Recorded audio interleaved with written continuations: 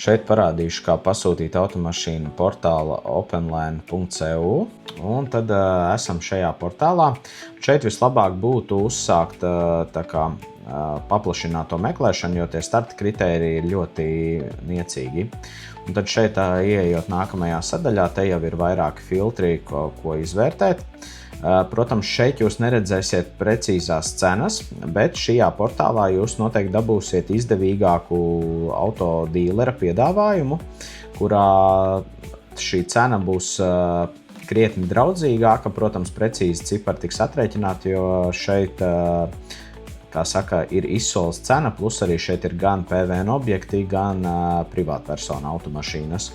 Līdz ar to aprēķins ļoti varijē, jo sākumā varbūt varētu šķist, ka ļoti izdevīgas šīs piedāvājuma cenas, kā piemēram šis te auto Q5 Itālijā, kas ir par 14,000 eiro, un, protams, priekš tāda 22. gada auto 14,000 liekas aizdomīgi labs cipars, bet ir tā, ka šis ir neto cipars, kuram nāk klāt vēl nodokļi.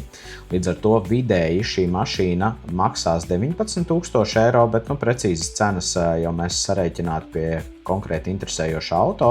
Tā kā, ja arī no šī portāla uzrunā kāds variants, tad droši var linku atsūtīt man uz WhatsApp vai sadaļā auto pēc pasūtījuma aizpildot pieteikumu uz šo konkrēto auto.